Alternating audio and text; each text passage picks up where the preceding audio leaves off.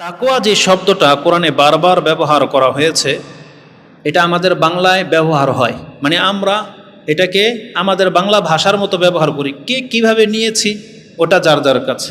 কিন্তু তাকওয়া শব্দটা সবাই বুঝি।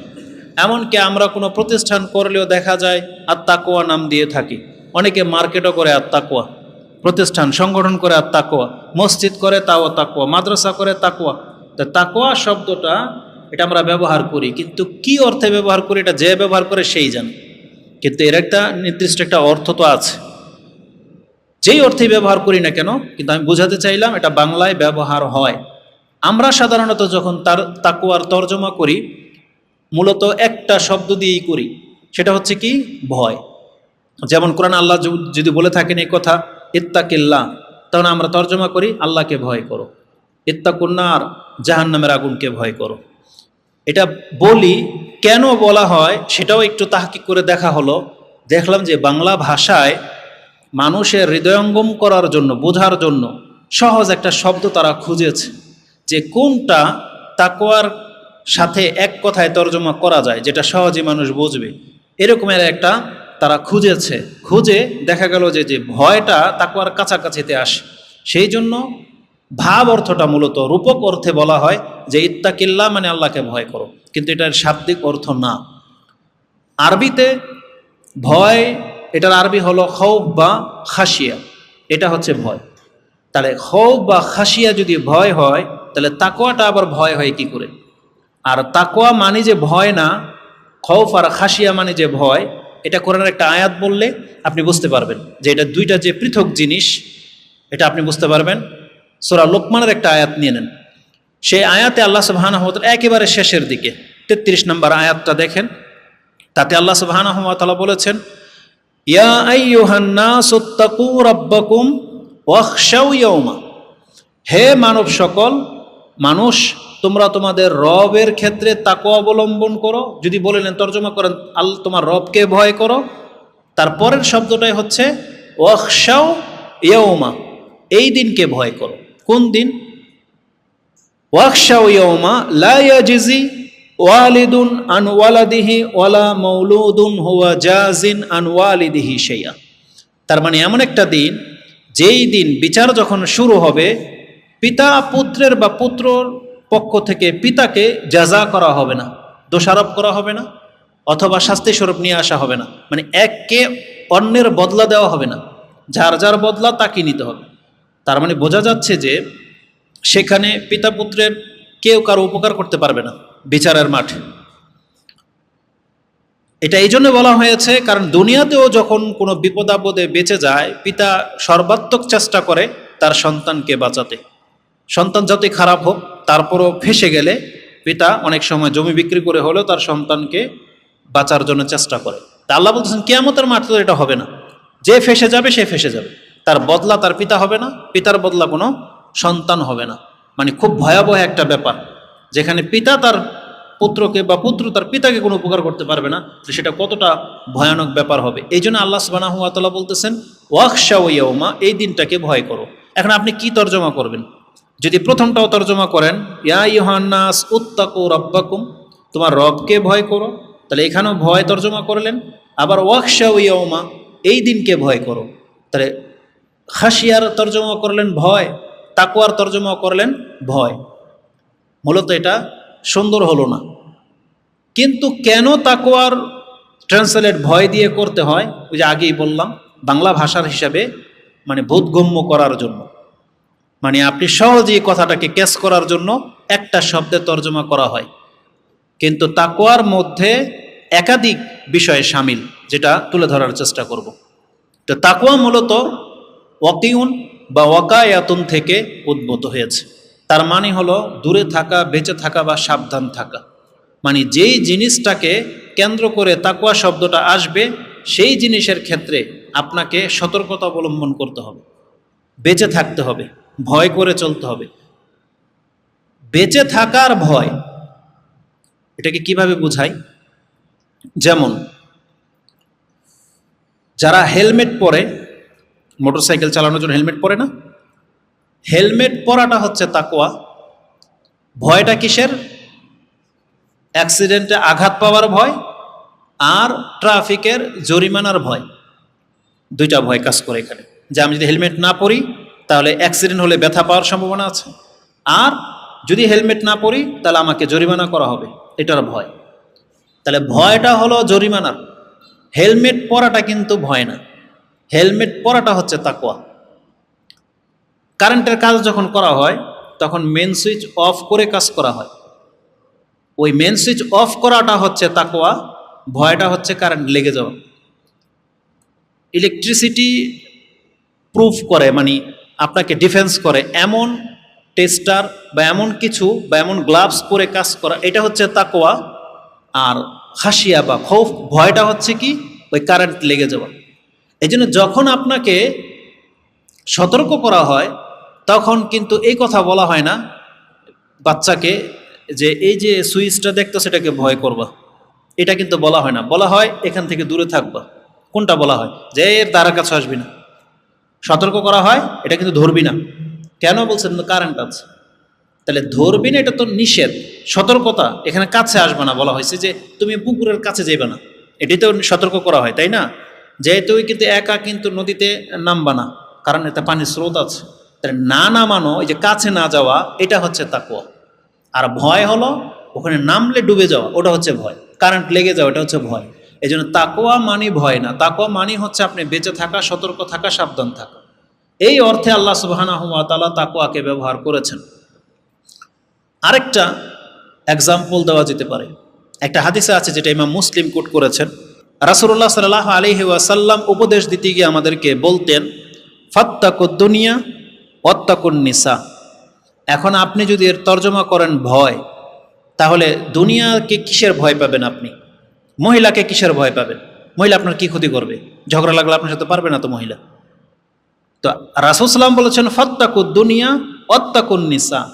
তাহলে এখানে মূলত ভয় না, ভয়টা হলো কি বেঁচে থাকা, সতর্ক থাকা। মানে দুনিয়ার ক্ষেত্রে তুমি সাবধান, দুনিয়ার সব কিছু তোমার জন্য হালাল না, এই জন্য এখানে সাবধানতা অবলম্বন করা হয়েছে। সব মহিলা আমাদের জন্য হালাল না, এই জন্য বলছে মহিলাদের ক্ষেত্রে সাবধান হোক। তাহলে এখানে যে আপনি ভয় তর্জমা করেন, আপনার মাইন্ডে নেবেন না এটা। মানে কি মহিলাকে ভয় করব বলতে, আমাদের যদিও কারো গায়ের সাথে মহিলার গা লেগে গেলে আমাদের কারো কোনো অনুভূতি হয় না, শট লাগে না, কিছু লাগে না, মানে এটাকে আমরা আঘাত হিসেবে নেই না, তো এই জন্য আমরা ভয় পাই না। কিন্তু রাসূল সাল্লাল্লাহু বলেছেন ফাত্তাকুন নিসা, তোমরা মহিলা থেকে পরহেজ করবে, এই যে সতর্কতা অবলম্বন করবে। ওখানে আবার ঠিকই তর্জমা করা হয়েছে যে দুনিয়ার ফিতনা থেকে বাঁচো, মহিলার ফিতনা থেকে বাঁচো। তর্জমাতে দেখবেন আপনি ওই হাদিসের ফাত্তাকুদ দুনিয়া ওয়াত্তাকুন নিসা তর্জমা করা হয়েছে তুমি দুনিয়া থেকে বাঁচো, মহিলা থেকে বাঁচো।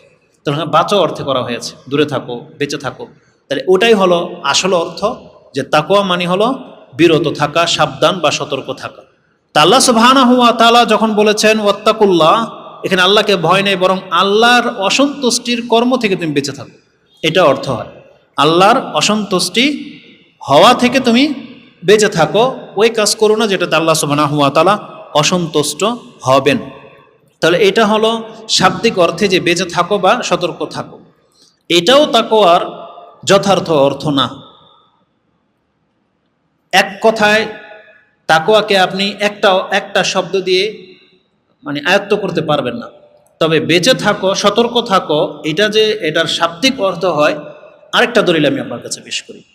ওমর রাদিয়াল্লাহু তাআলা আনহু, তার থেকে বর্ণনা করা হয়ে থাকে যে ওমর রাদিয়াল্লাহু তাআলা আনহু তিনি উবাই ইবনে কাব রাদিয়াল্লাহু তাআলা আনহুকে এই তাকওয়ার সংজ্ঞা জিজ্ঞেস করেছিলেন, যে কোরআনের এই যে তাকওয়া শব্দটা দেখেন আরবি শব্দ, কিন্তু বিচক্ষণ বা জ্ঞানীরা এগুলোকে সাধারণভাবে নেয় না, তারা বোঝে যে এগুলোর মধ্যে অনেক গভীর সম্পর্ক আছে।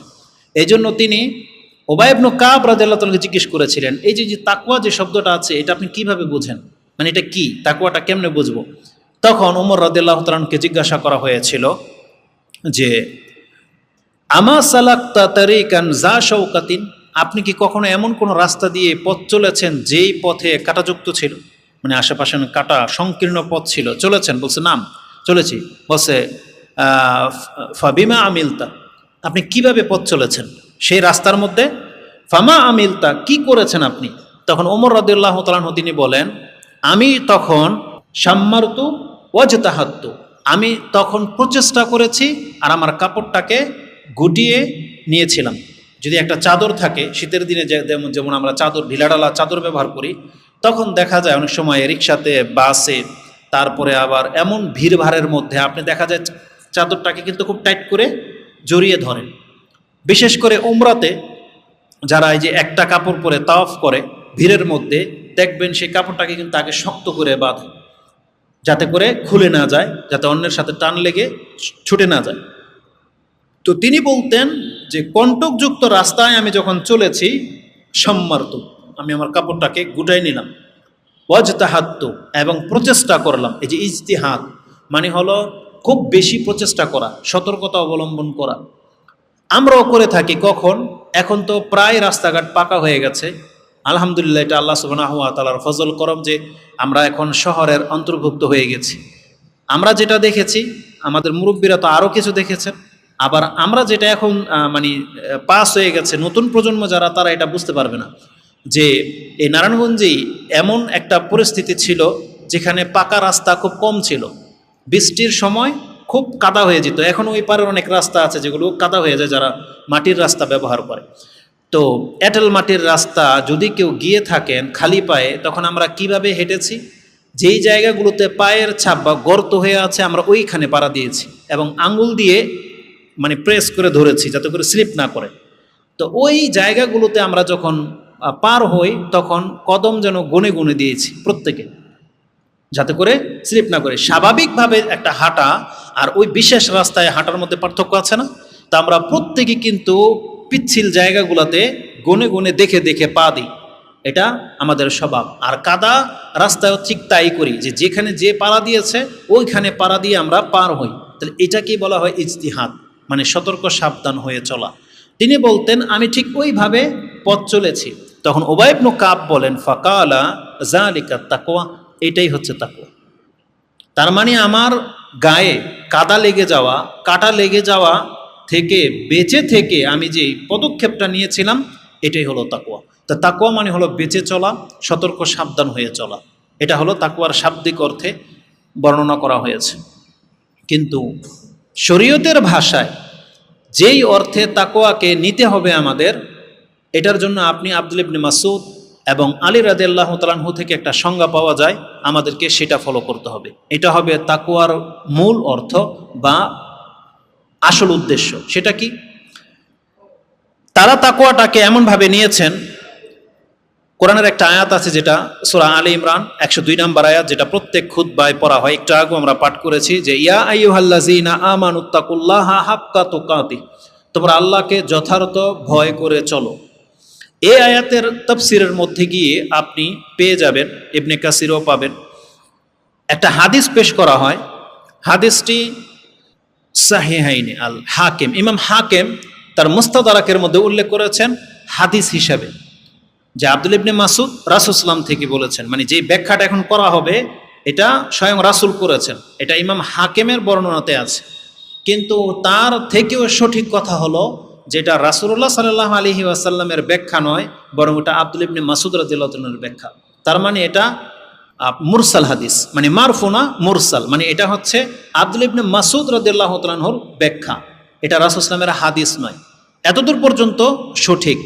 তাহলে আমরা সতর্কতামূলক রাসূল সাল্লাল্লাহু আলাইহি হাদিস হিসেবে নিচ্ছি না, আব্দুল ইবনে মাসউদ রাদিয়াল্লাহু তাআলার উক্তি হিসেবেই নিচ্ছি, যেটা আছে মুসনাদে আবি ইয়ালাতে, রয়েছে সুনানুল কুবরা লিন-নাসাইতে, এবং রয়েছে মুসান্নাফ ইবনে আবি শাইবাতে। মুসান্নাফ ইবনে আবি শাইবা আর সুনানুল কুবরা লিন-নাসাই, তারা এটাকে আব্দুল ইবনে মাসউদ রাদিয়াল্লাহু তাআলার উক্তি হিসেবেই নিয়েছেন এবং এটাই বেশি সঠিক। তিনি তাকওয়ার ব্যাখ্যায় বলেন যে ইত্তাকিল্লাটার কি, তিনি এর ব্যাখ্যা করেছেন আইয়ুতা ওয়ালা ইউসা ওয়ায়ুশকারা ওয়ালা ইউকফারা ওয়ায়ুজকার ফালা ইউনসা।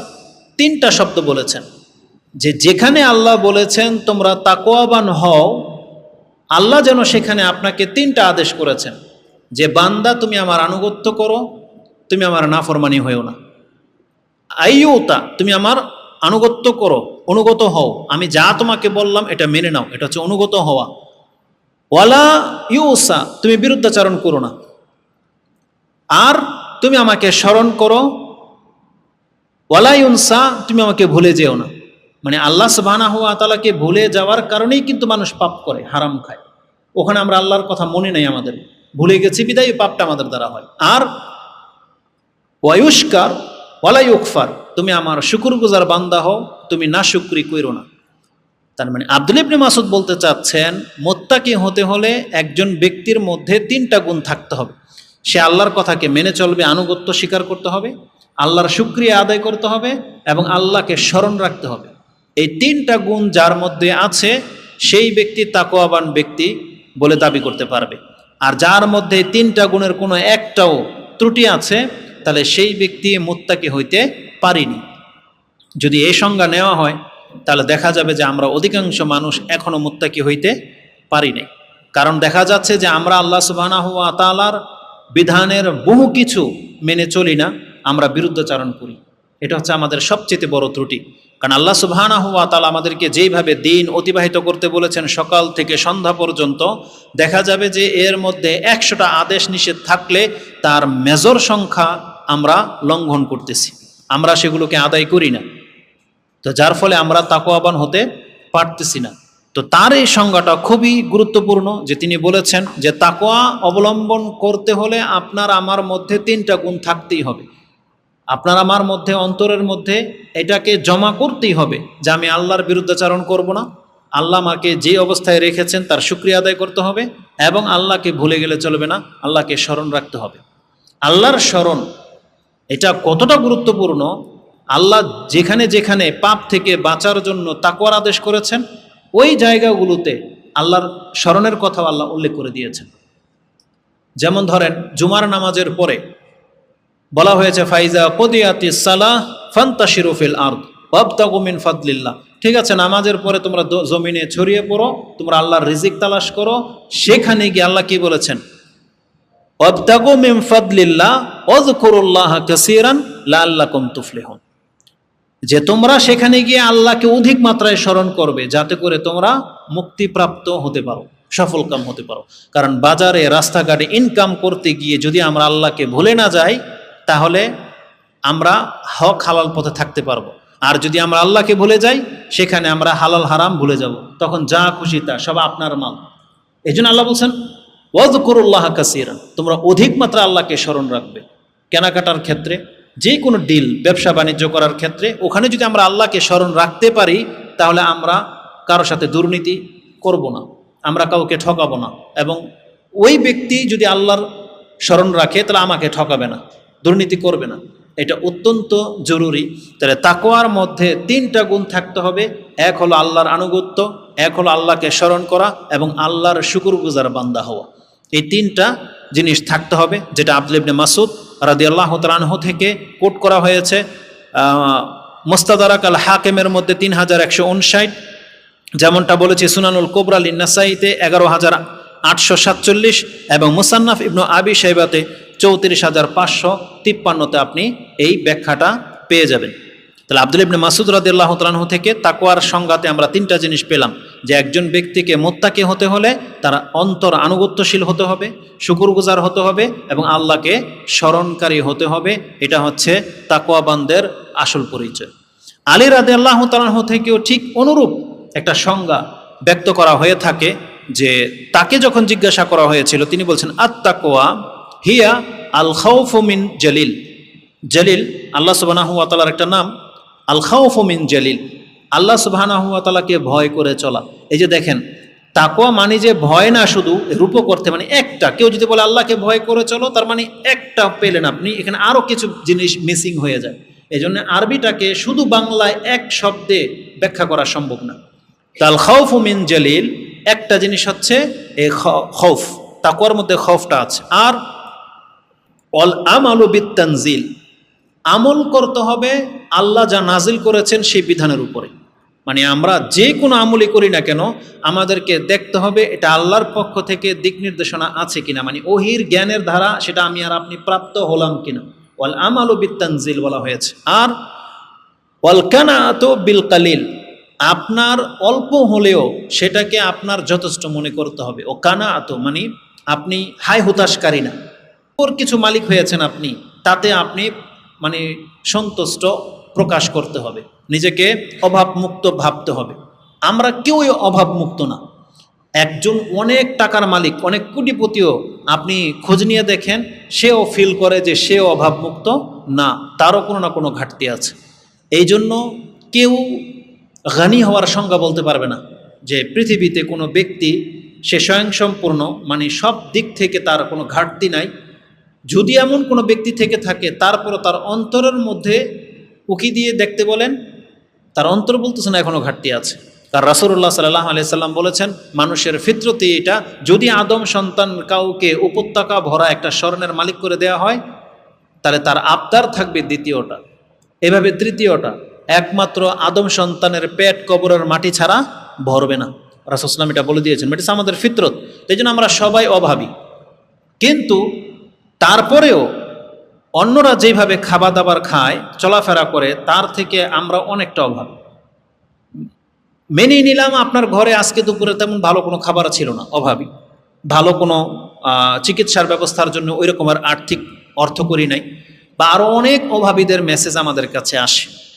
2 দিন আগে চিটাগাং থেকে একটা ফ্যামিলির ফোন আসছে, তার স্বামীর খুবই গুরুতর অবস্থা, খারাপ, বাজারের টাকা নাই, বাজারের টাকা নাই। একটা ভালো মানে কাজ করতো, কিন্তু তার খিঁচুনির রোগ আছে বা যে কোনো কিছু। এখন এমন যে ভিডিও ক্লিপটা পাঠিয়েছে বা যে রিপোর্টগুলো পাঠিয়েছে, তা দেখতে পেলাম যে হ্যাঁ অসুস্থ। খোঁজ নিয়ে দেখলাম যে হ্যাঁ অসুস্থ, অত তার ঘরে বাজারের টাকা নাই। তারপর যা হয়েছে তো হয়েছেই, তো আরও চিকিৎসার জন্য প্রয়োজন হবে, সেটা আমরা হয়তো চেষ্টা করব। তো আমরা যদি খোঁজ নেই, বা এমনও ব্যক্তিরা আছে যাদের তথ্য আমাদের পর্যন্ত এখনো পৌঁছে নাই, তারা ভুক্তভোগী, আমরা তাদেরকে চিনি না, জানি না, কিন্তু তার ঘরে সে নিঃস্ব অবস্থায় পড়ে আছে, আমাদের মধ্যে অনেকে থাকতে পারে। তো তারপরেও যদি সে আল্লাহ সুবহানাহু ওয়া তাআলার উপরে কোনো ক্লাইম না রাখে, কোনো রকমের কমপ্লেন না রাখে, এটা তাকওয়ার দাবি। কোনো ব্যক্তি তার অবস্থানে সে অসহায়, তার ঘাটতি আছে, তারপরেও সে আল্লাহকে দোষারোপ করতে পারবে না। তার তকদির হিসাবে সন্তুষ্ট যদি হতে পারে, আল্লাহ এটাকে তাকওয়ার দাবি বলেছেন। আলী রাদিয়াল্লাহু তাআলা এটাই বলেছেন, ওয়াল কানাতু বিল কালিল, অল্পতেও যে পরিতুষ্ট বলা হয়েছে, তাহলে এই ব্যক্তি হচ্ছে তাকওয়াবান ব্যক্তি। আর ওয়াল ইস্তেদাদ লিয়াউমির রাহিল, এবং যেই ব্যক্তি পরকালের জন্য প্রস্তুতি গ্রহণ করে, সেই ব্যক্তি হচ্ছে তাকওয়াবান ব্যক্তি। ওয়াল ইস্তেদাদ বলা হয়েছে ইয়ৌমির লিয়াউমিন রাহিল, যেখানে আমরা জার্নি করতেছি, মানে আমরা সবাই তো এখন যাত্রাপথে আছি, যেই জায়গার উদ্দেশ্যে সেই দিনের জন্য যদি কোনো ব্যক্তি প্রচেষ্টা করে, তাহলে এটা হলো তাকওয়াবান ব্যক্তি হওয়ার দাবি। তাহলে তার সংজ্ঞাকেও যদি আমরা বিশ্লেষণ করি, দেখা যাবে যে 4টা গুণের কথা বলছেন, 4টা গুণ আমাদের মধ্যে মিসিং আছে। আব্দুল্লাহ ইবনে মাসউদ রাদিয়াল্লাহু তাআলা যে 3টা গুণ বলছেন, ওখানেও আমাদের ঘাটতি আছে। আলী রাদিয়াল্লাহু তাআলা যেভাবে তাকওয়ার ব্যাখ্যা করছেন, এটার মধ্যে আমাদের ঘাটতি আছে। আমরা যতটা পেয়ে গেছি তাতেও সন্তুষ্ট না, উপরন্তু আমাদের পুরা প্রচেষ্টাটাই হচ্ছে দুনিয়ার জন্য, পরকালের জন্য আমাদের কারো কোনো প্রচেষ্টা নেই। এটা আমরা সব সময় যে বক্তব্য করি, ঠিক আছে, যেহেতু একটা বিষয় নিয়ে কথা বলতে হবে, কিন্তু বাস্তবিক অর্থে আমাদের চরিত্রটা হয়ে গেছে এমন যে আসলে কেন যেন মনে হচ্ছে যে আমরা দুনিয়ার জন্য যতটা প্রচেষ্টা করি, আমরা পরকালের জন্য তার চারানাও আমরা সেই প্রচেষ্টা করি না। যার ফলে দেখা যাচ্ছে যে আমাদেরকে যারা অনুসরণ করবে, বা আমরা ওই সাহাবা একরামদের মতো না হওয়ার কারণে অন্যরা ইসলামটাকে হালকাভাবে নিয়েছে, যে ইসলাম তেমন কোনো একটা বিষয় না, এমন হয়ে গেছে আজকে। ইসলামের অনেক কিছু আমরা প্রকাশ্যে লঙ্ঘন করি, আমরা সেটাকে গায়রত হিসাবে নিচ্ছি না, কারণ আমরা যাদেরকে ফলো করব, তারা তাদের মধ্যে শিথিলতা, শৈথিল্য, উদাসীনতা যখন পরিলক্ষিত হয়, তখন তাদের নিচের ক্লাসের লোকেরা তখন সেই সুযোগটা আর বেশি কাজে লাগায়। এই জন্য আমরা যারা টুপি পরেছি, দাঁড়িয়ে রেখেছি, 5 ওয়াক্ত সালাত আদায় করি, বাস্তবিক অর্থে যারা ঘরের কর্তা হয়ে গেছে, আমরা যদি ইসলামটাকে শক্ত করে আঁকড়ে ধরতাম, অবশ্যই আমাদের সন্তানরা, আমাদের অধীনস্থরা ইসলাম লঙ্ঘন করতে সাহস পেত না। কিন্তু আমরা বড়রা যখন প্রকাশ্যভাবে ইসলামের বিপরীত কাজগুলো করি, তখন ওরা সাহস পেয়ে যায়। তো তার এই কথাটা খুব গুরুত্বপূর্ণ, যে তাকওয়াবান ব্যক্তি হওয়ার জন্য আমাদেরকে পরকালমুখী কাজ করতে হবে, দুনিয়ামুখী না। যেই কাজে দুনিয়ার চাহিদাটা সবচেয়ে বেশি প্রাধান্য পেয়ে যায়, আমাদেরকে সেই কাজ থেকে বিরত থাকতে হবে। আজকে যারা এখানে উপস্থিত হয়েছেন, মাশাআল্লাহ অনেক সংখ্যায় আছেন, এটা এই বিশেষ করে আমি বলবো যে চাষারা এই মসজিদের একটা বৈশিষ্ট্য, এটা সেন্টারে হওয়ার কারণে বা আপনারা যারা নতুন করে দিন পেয়ে গেছেন বা মানেন তাদের হওয়ার কারণে আমরা অনেক জায়গায় তো যাই। নারায়ণগঞ্জের যত জায়গায় এরকম দার্সের ক্লাস হয়, আশা করি এখানকার চেয়ে বেশি মানুষ হয় না। সেটা আপনি ওই পার বলেন, নাম নিলাম না, যতগুলো মসজিদে হয়। তারপরে দ্বিতীয় যেটা পেয়েছি সেটা হচ্ছে সিলেটে তাকওয়া মসজিদে। ওখানেও আলহামদুলিল্লাহ সংখ্যা অনেক যুবকরা উপস্থিত হয়। তা আমরা যদি এইভাবে মসজিদগুলোকে আবাদ করতে পারি তাহলে আমরা বলতে পারবো যে বর্তমান ফিতনার সময়েও আমরা কিছুটা হলেও সার্থক বা কিছুটা হলেও আমরা ইসলামের কাজ করে যাচ্ছি, এটা দাবি করতে পারবো অধিকাংশ মসজিদগুলোতে যদি এই ব্যবস্থাটা করা হয়। আর এটা আমাদের দিন টিকিয়ে রাখার জন্য অত্যন্ত উপযোগী একটা বিষয় হতেই হবে। কারণ আমাদের চারপাশে যেভাবে অন ইসলামিক কাজগুলো হয় এবং ওগুলোকে যেভাবে প্রমোট করা হয়, সেই তুলনায় আমাদের প্রচেষ্টা কিছুই না। আমাদেরকে আরও বেশি মেহনত করতে হবে ইসলামকে টিকিয়ে রাখার জন্য। আমাদেরকে দাঁড়ে দাঁড়ে গিয়ে দাওয়াতের কাজ করতে হবে। যেমন এটা যদি আমরা আজকে না করার কারণে যেই জিনিসটা আমাদের একজন ভাইও তুলে ধরেছেন, আমি অনেক আগে থেকেই ফিল করি। আপনি বাংলাদেশের প্রেক্ষাপটটা যখন বার্মাতে মুসলিমদের উপরে আক্রমণ করা হয়েছিল, নির্যাতন করা হয়েছিল, তখন আমার এই কথাটা মানে বেশি ফিল হয়েছে।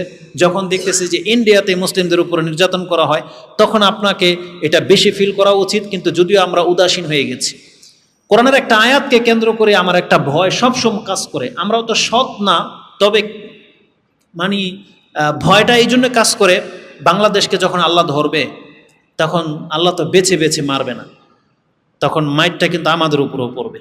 সেটাকে রক্ষা করার মতো বা নেওয়ার মতো অধিকাংশ মানুষের শক্তি নাই, কিন্তু তারপর আমরা উদাসীন হয়ে আছি। কোরআনে আল্লাহ সুবহানাহু ওয়া তাআলা সূরা বনী ইসরাঈল 17 নম্বর সূরা তার 58 নম্বর আয়াতটা আপনি দেখেন। তাতে আল্লাহ সুবহানাহু ওয়া তাআলা বলেছেন, ওয়া ইম মিন কারিয়াতিন ইল্লা নাহনু মুহলিকুহা ক্বাবলা ইয়াউমিল কিয়ামা আও মুআযযিবুহা আযাবান শাদীদা কানা যালিকা ফিল কিতাবি মাসতুরা।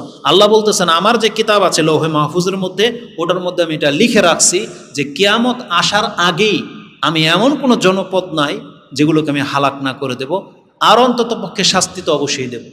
তার মানে আল্লাহ বলতেছেন রাসূল সাল্লাল্লাহু আলাইহি ওয়াসাল্লামের পরবর্তীতে ঘটনা এগুলা।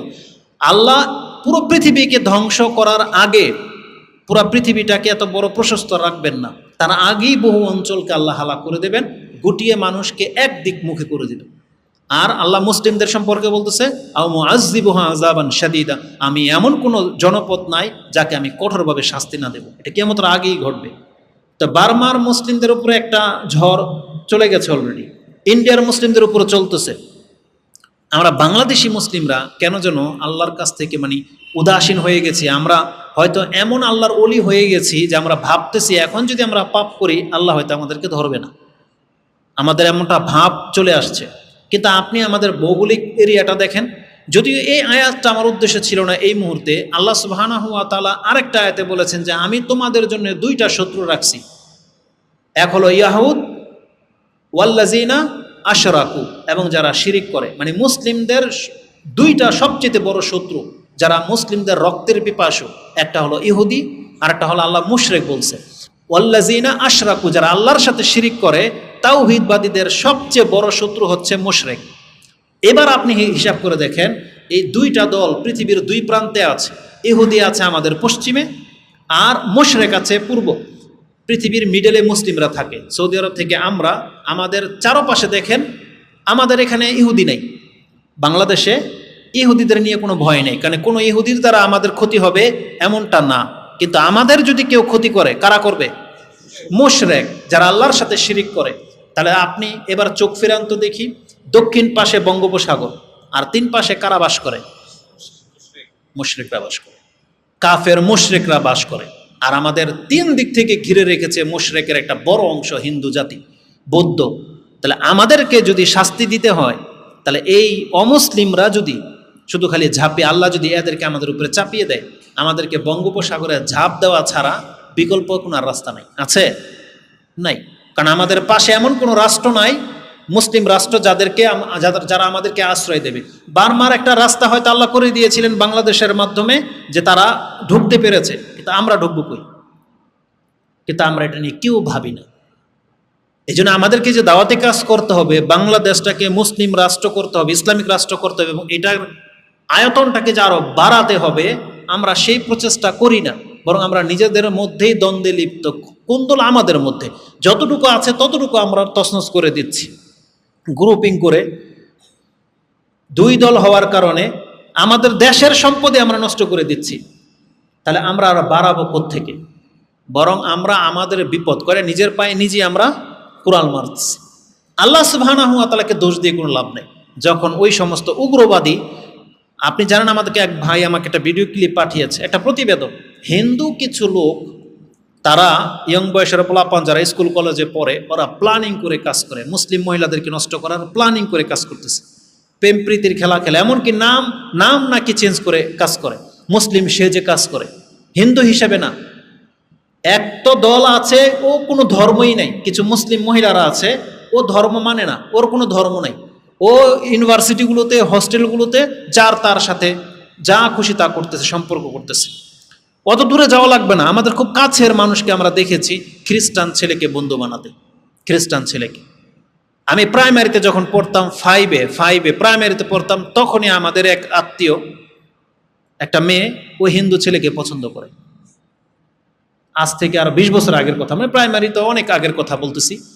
তাহলে এই যে নেচারটা, এটা মানে রন্ধ্রে রন্ধ্রে মিশে গেছে, যেটা আমরা যারা এই দাড়ি টুপিওয়ালা হয়ে গেছে, আমরা হয়তো ওই জগৎ সম্পর্কে বেখেয়াল, জানি না কি হচ্ছে। আর যেগুলো প্রকাশ্যে আসে সেগুলো হয়তো আমরা বলতে পারি। তাহলে দেখা যাচ্ছে যে এক তো ধর্মেকে প্রাধান্য দিচ্ছে না, যাকে ভাল লাগতেছে তার সাথে সম্পর্ক করে ফেলতেছে এক শ্রেণীর নাস্তিকবাদী যারা। আর কিছু আছে যে না, তারা হিন্দুদের সাথে হয়তো করবে না, খ্রিস্টানদের সাথে করবে না, কিন্তু ওই ছেলেগুলা মুসলিম রূপ ধারণ করে তখনই মুসলিম মেয়েদের সাথে এইভাবে তারা মিশতেছে। প্রতিবেদনও যেটা দেখলাম, তারা নাম দিয়েছে কি জিহাদ যেন, হ্যাঁ, লাভ জিহাদ নাম দিয়েছে। তার মানে অধিকাংশ ইন্ডিয়াতে যেটা হয়, হয়তো বা বাংলাদেশে অনেক জায়গায় হয়, অনেক মেয়েরা আছে না যে মুসলিম ছেলেদের সাথে সম্পর্ক করার কারণে ইসলাম গ্রহণ করে নিচ্ছে, হিন্দু থেকে মুসলিম হয়ে যাচ্ছে, তারপরে বিয়ে হচ্ছে। এটা তো অহরহ হয়।